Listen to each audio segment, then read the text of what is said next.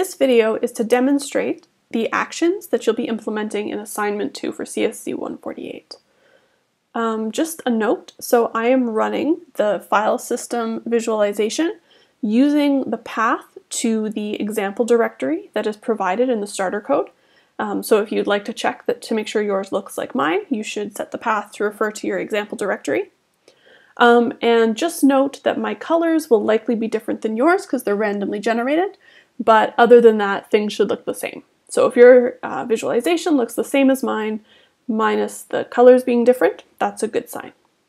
So when you first run your code after you've completed task 2, you should see something that looks like this. So you should see the same sizes of rectangles, the same orientations of rectangles, but maybe in different colors.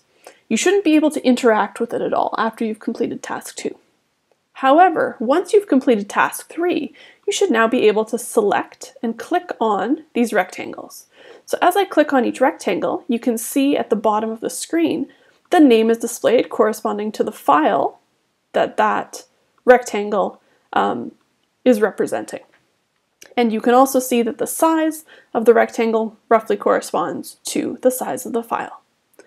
So now I want to show you the interactive parts of the assignment. So in tasks 4 and 5, you're going to implement some different kinds of actions that you can do, some that change the data in the tree, and some that change the way the tree is visualized. So I'm going to do these a little bit out of order. I'm going to first show you the ones from task 5 about expanding and collapsing, and then I'll show you the ones from task 4 where you can change the size of and move rectangles around.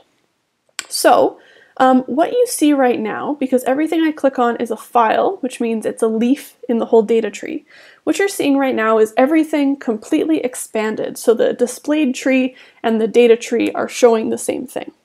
However, I can collapse individual pieces so that I move further up in the display tree and I don't show as many rectangles. So for example, these rectangles here, and not those, but these two rectangles here are in a folder called images. So if I click on one of them and then I press the key to collapse, you can see the color is the same. You don't have to worry about this white rectangle still being here.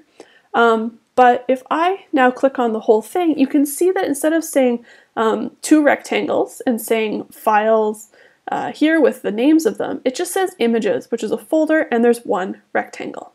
So I can click on that again, and if I press E to expand, then I get my 2 files back. So I can press C to collapse and go up a level, and E to expand and go back down. I can also press X from anything to collapse the entire displayed tree down to 1 rectangle. So I've collapsed everything down to that 1 single rectangle, and now I can press A to expand everything, and I get back to having all of my files displayed. So I can collapse as needed. So here, for example, I can collapse this whole prep folder.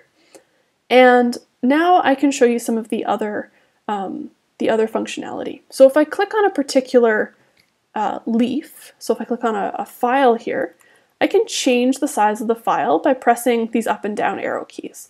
And so as I increase the size of the file, you can see the number in the bottom right increasing as well as the size of the rectangle. And when I press down, the size of the rectangle shrinks, as does the number corresponding to the size. If I click on a folder and I try to use the arrows, nothing happens. So you can't change the size of a folder or an internal node in our tree. You can only change the size of a leaf. So for example, I can change this one as well. So that is what we mean by changing size. You can also move files around. So if I click on, let's say I've clicked on this images/q2.pdf, and I want to move it. So the way to move something is to select it and then take the cursor and move it over a folder. So if I put it over this file, I'm just going to click on it to show you it's a file. This is a file. If I click on this one, hover over this and press M, nothing happens. So I cannot move a leaf in the whole tree to another leaf. However, if I now hover over this folder, so if I click on this file, hover over the folder, and press M, you can see that the rectangle shifted a bit, and if I now expand this prep folder, you can see that that q2.pdf file is now inside the prep folder. This is only in the tree. We won't be changing your file system at all. You shouldn't try to do that, but we'll just be changing the data within the tree.